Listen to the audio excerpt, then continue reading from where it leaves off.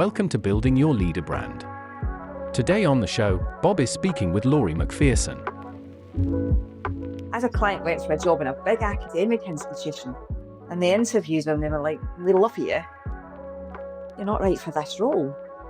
Came back 2 weeks later, "We'd like to create you a role. We'd like to offer you a role. We've done a bit of thinking and shuffling about." And she's just been promoted with another 10 grand pay rise.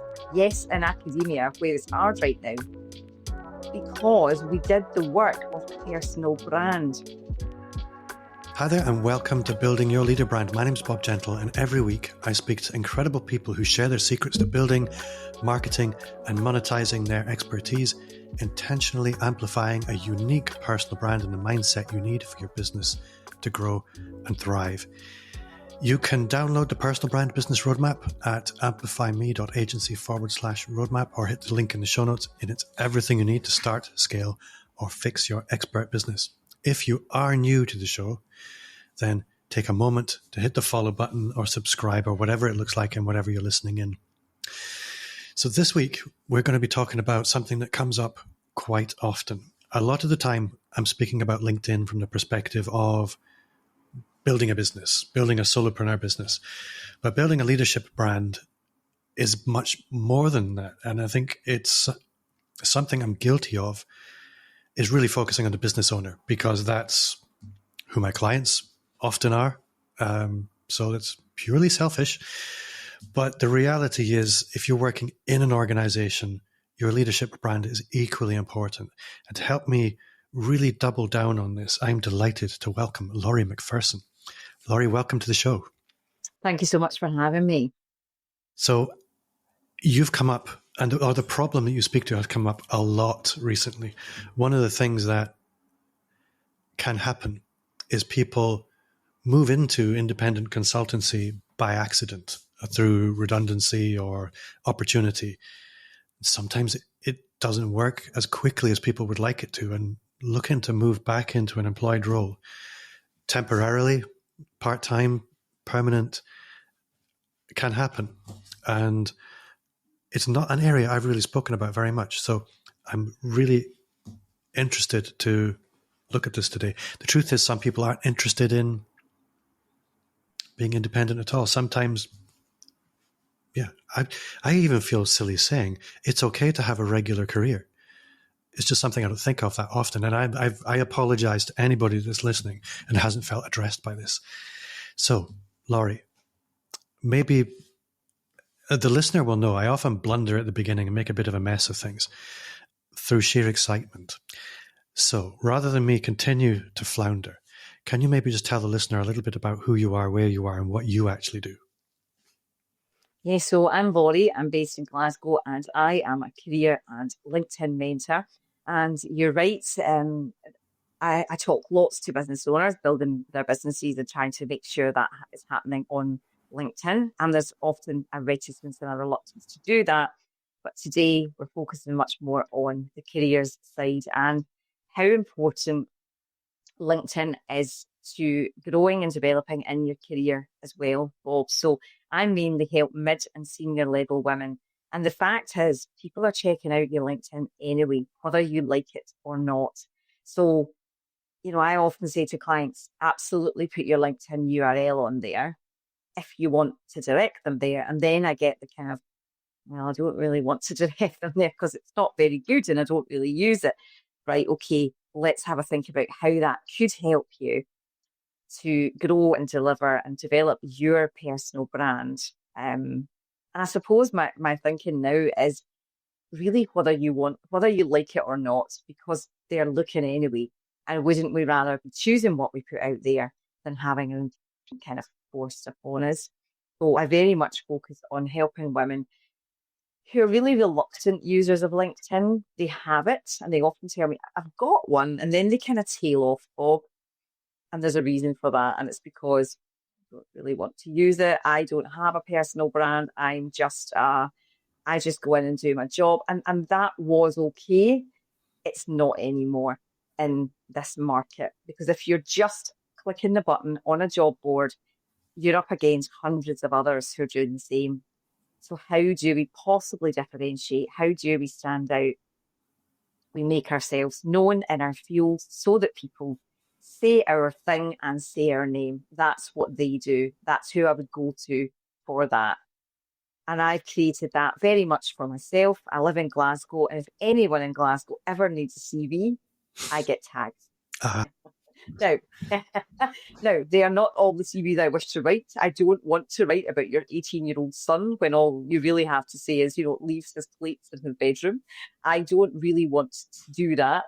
I can, but it's not my sweet spot. My sweet spot is in helping midlife women who have all the experience, all of the things to say it in a way that helps employers to understand why they should hire them in this awful risk-averse job market. How do we make ourselves a really safe bet for an employer? How do we make it really clean and clear what we do? When, as you say, Bob, lots of folk do a bit of both. And I got a connection the other day and I said, I'm not sure where to send you because I have split my platforms. Are you an employee or have you got a business? Because if it's not clear to me, obviously I didn't say this. It's not, she hadn't given me permission, and I'm not around giving unsolicited advice on the internet. There's enough of that. If it's not clear to me, it's absolutely not clear to either my employer who thinks I'm going to go off and run a business, or my potential client who thinks that I might take a job. And I see this most commonly, Bob, with virtual assistants, VAs, folk who, there's a lot of it out there right now. I can't get a job, I'll just start a business. Now, you and I are laughing hollowly at this because, it's not quite that easy. And often folk end up going back or taking a short-term contract to pay the bills, which we absolutely have to do while business grows. So there's some muddly bits that we have to kind of navigate in a way that makes them really, really clear to all concerned. And I understand folk listening might be saying, and I hear it all the time, I'm multi-passionate, I'm multi-hyphenate, I do lots of things. Great. But I need to know what's in it for me, and that you're going to do my thing really well for the time I need you to do that. And we do that by being really, really clear. So my thing is all about what's the golden thread, who's looking for a you, and let's make it really clear that it's you they need.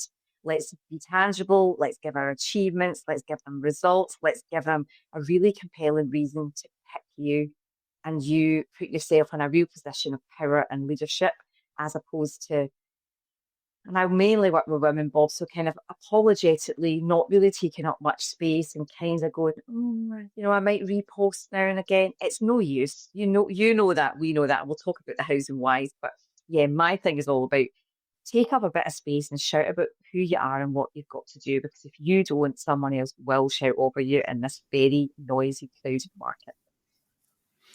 I think what's interesting is the statistics would suggest that the best jobs never hit the job boards. They're never advertised. And they'll usually go to somebody who stood out for some reason. People who know people is essentially what we're talking about. And the vehicle that carries the knowledge part of it, the who knows you, is your personal brand. And what powers that is the frequency of exposure. And I remember watching a TV show, and it was a woman in a corporate career was struggling, and she was mentored by another woman who was very senior in the company. And this mentoring led to rapid progression. And she said that it all came down to one thing, one piece of advice, which was every day, walk the floor. And it led to her being really well known in the company. She wasn't necessarily any better as a professional, but everybody knew and understood and had a rapport with her, which led to progression. This is what the internet facilitates these days, especially in distributed and virtualized companies where everybody's working from home. But LinkedIn in particular, for a company, they need a website. The website's home base. It's where you make your case. For an individual employee, that's LinkedIn. And I was having another conversation with a client recently because he works in HR, and we were discussing that his ideal client generally isn't spending time on LinkedIn. And I would say there's a tremendous number of people who aren't spending time on LinkedIn. This is a huge opportunity. And I think maybe that opportunity is something we should speak to, because that opportunity exists within your own organization as an opportunity to virtually walk the floor. But it's also an opportunity to be noticed outside of your organization. Absolutely. One of the things that I think a lot of people might struggle with is this idea of thought leadership whilst an employee. Yes. And I think from a business owner's perspective, it's very easy to come up with a content strategy to support an independent consultant. How do you approach that for somebody who's either in an employed role, perhaps unemployed, or perhaps in a role where they feel everybody's watching and they're feeling quite judged? Yeah, it's a brilliant question, Bob. And there's a real identity shift that you have to make. And I'm running a little experience right now for employees, and I talked them through this last night. We think that the folk who are doing the thought leadership piece are other to us, right? They're different somehow to us. They have different molecules and a different makeup. Well, they're off out there being a thought leader. I'm not that. I'm just, I'll just hide. Actually, your thought leaders, and I know it's a bit of an ick phrase, have just made a decision. They've just said, I'm going to write some posts. I'm going to do some stuff. I'm going to put myself out there. They've just made a choice. And as I said to the folk on the call last night, the horrifying thing here is they've made a choice and they're not fundamentally different. You can make a choice too. They've made a choice because they've said, right, I've got a career goal, and it doesn't have to be climbing a particular ladder. Well, my folk are often not that. They're often saying, Laurie, I'm delightedly taking a 20 grand pay cut so I can have more time with my family. That's also a really valid choice. But to get any sort of traction, anything you want, they have to know who you are.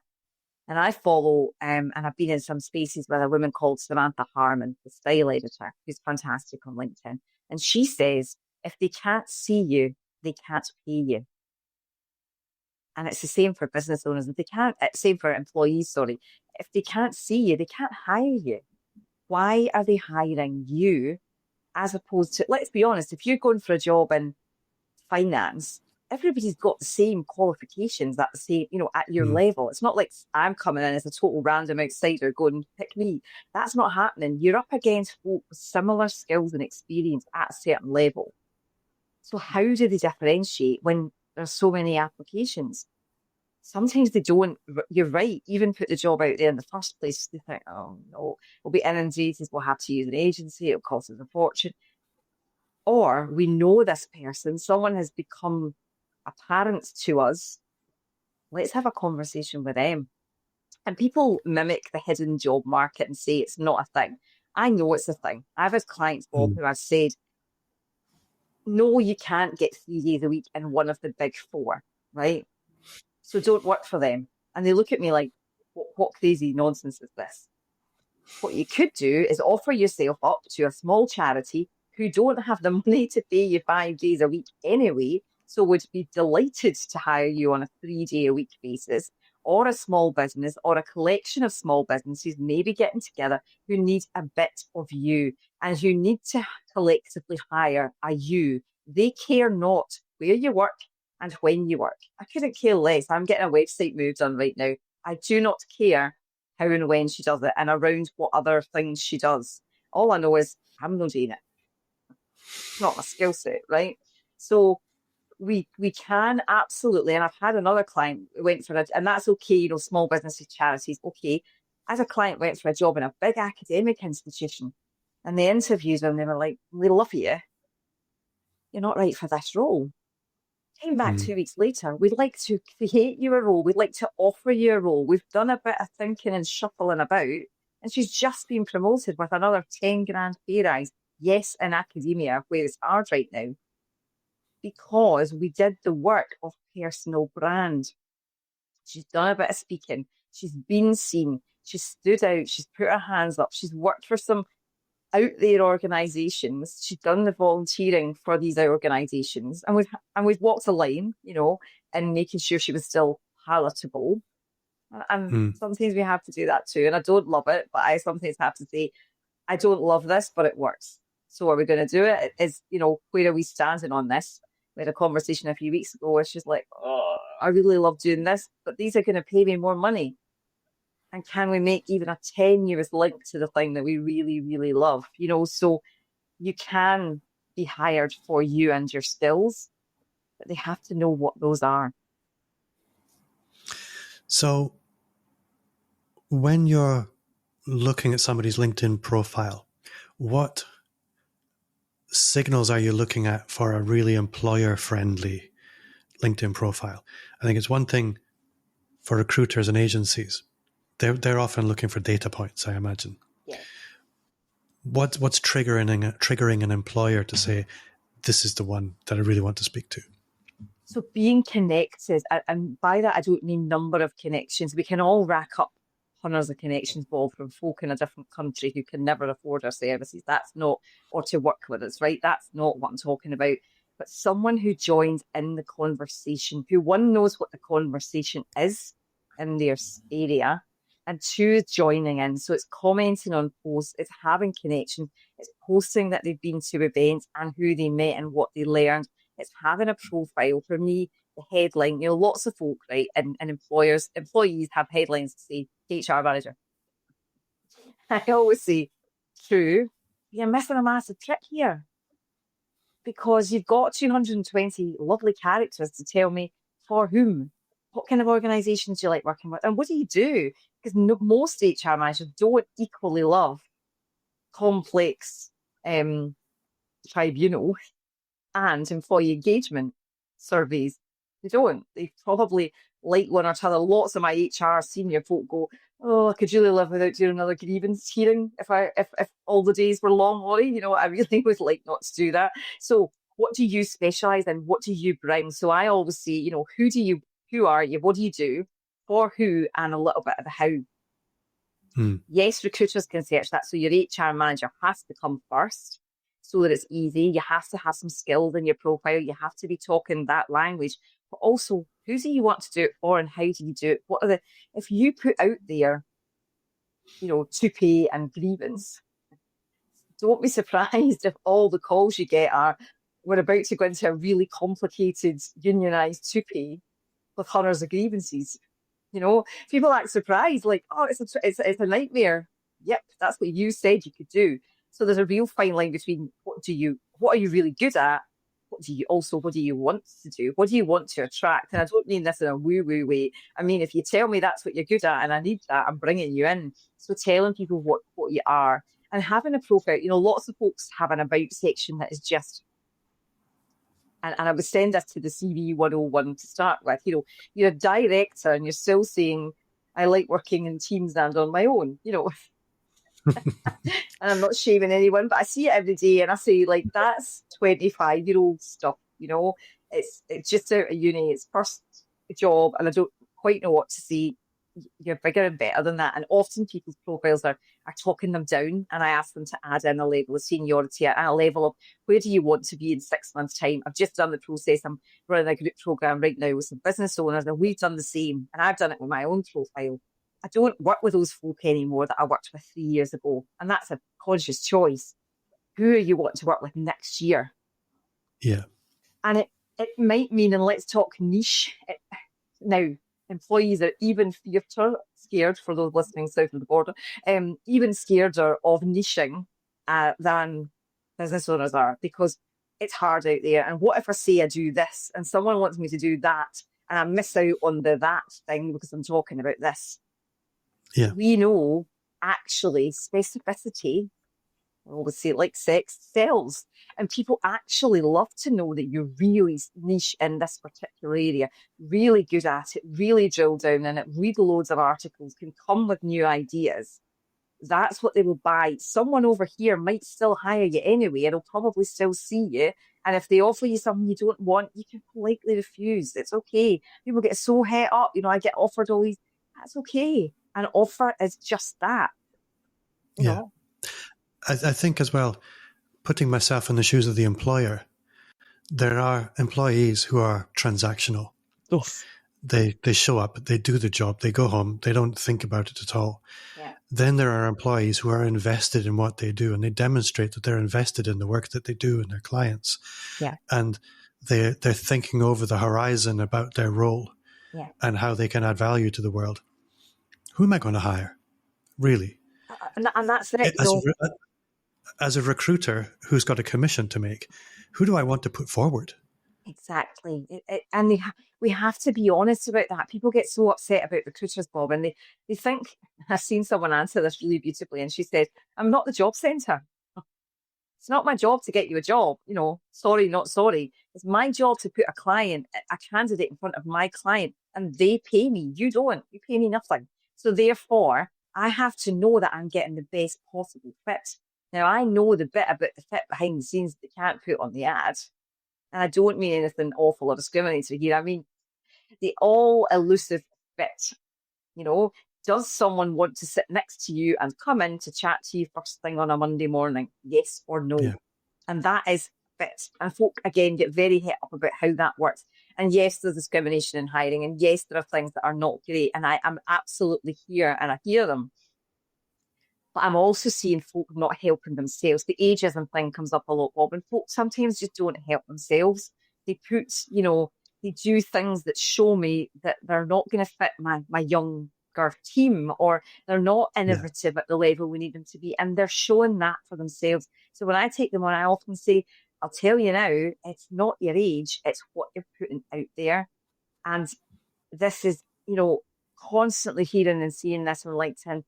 We get to curate, and again, it's a very overused word, we get to curate what we put out. We get to choose. Do we lean into things like AI and do we learn how to use it, or do we moan about it? You have a choice to do both. But I know who I'm hiring because it's here to stay. And I'd rather someone that understood it and could say that's been written by it, and by the way, it's wrong, than someone who was hiding in a corner from it. I think a lot of people overcomplicate things, and I often come back to, this is about signals. Are you being intentional about the signals that you're sending? And put yourself in the shoes of somebody who is judging the signals that they're receiving. Yeah. And is that signal resonating? Is there a sympathetic resonance? Because if they're on a different frequency, you have a problem. And you need to think, what frequency are they on, and transmit on that frequency. If they don't get the story, Bob, they won't hire you, because they'll make up a story. If they don't understand what you're telling them, they'll make something up. And this is often the case with gaps. And I'll say to my women, we don't address the gap. In my old job and in employability, the gap was that you'd had 5 years in Her Majesty's prison. Oh, I never thought of that, Laurie. No, and I'm like, that's what I see. I know you haven't, because you told me that. We have to fill the gap. And we don't have to be ashamed or embarrassed about caring for other humans. Either we do it or someone else has to do it, and we have to pay them. That's how it works. But we do have to talk about it. We have to, even if it's a couple of words, career break, done. We don't have to apologize for it. But I think we do need to understand, is our career story easy to understand? Do I get why you're applying for this role at this time? If I don't, you have to tell me. If you don't tell me, I'm going to make it up, and I might get it wrong. So one of the things that I saw on your LinkedIn profile, and I'm a sucker for a framework every time, was this BOLD method. Now, I didn't have time to really dig in and discover what that is, but I would love to hear from you in simple terms what this looks like, because BOLD is important. Just the word BOLD is important because this is what is needed. But in your context, what does that actually equate to? Yeah, so I've got it up in front of me because I want to get it right. So BOLD for me is build, own, land, and distinguish. And I chose BOLD very deliberately because I'm a bold character, and I think we need a bit more boldness, especially from women looking to step up in their career. So build is about get clear on your next step before you start moving, Bob. And I get this all the time. Folk apply for things, right? And then I'll ask them, okay, you live in Glasgow. Did you want to work in Dundee? It's a bit of a poof. And they'll go, well, not really, no. But, I say, right, we've gone a step too far. We start with the build. What are our non-negotiables? Yes, we're in a tough market and we might have to change them. but we need to at least know them before we start to deviate. And I very often say to folk, do you actually want this? And you can see it in their face on a Zoom call. No, really. But I'm scared. And it's always, I'm scared I won't get anything else. And I'll say, right, someone's came the other day, they've offered me a job at half my salary. Politely decline. We don't need to do that. We're not in 6 months' time. We'll have a different conversation, but you won't be here in 6 months' time because we're doing the work, right? The next step is own. And that's about recognizing what your skills and achievements and impact are. And I was on this call last night and everyone agreed with me. They're inclined to say, oh, but it was a team thing. We did. I didn't do it all, Laurie. I wouldn't expect you to do it all. You're the director general. I wouldn't expect you to be on the phone every day. Your team did it. You led that team. What results did that team generate? And then you land, which is about tailoring.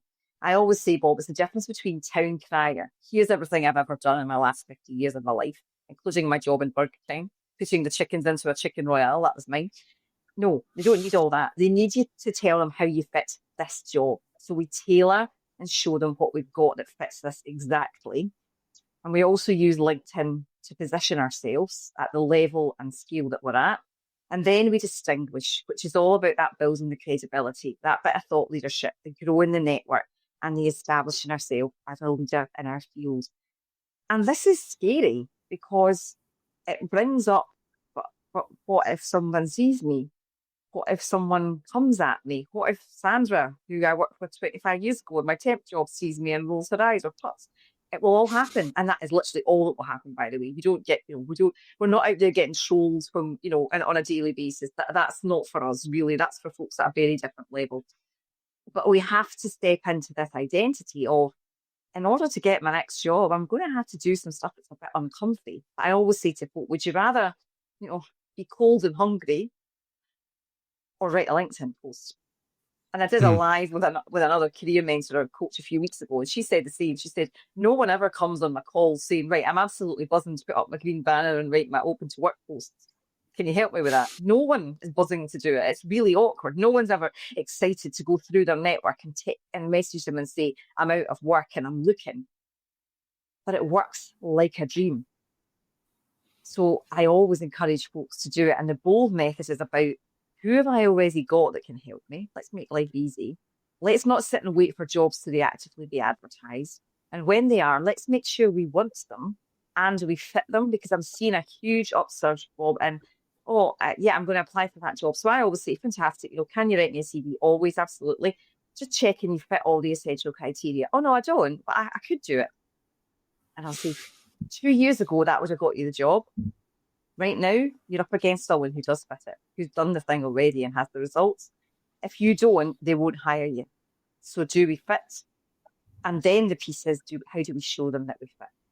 If you don't fit, you can't show them. Someone asked me a few weeks ago, how can I show that I've been a manager when I haven't been a manager? You can't.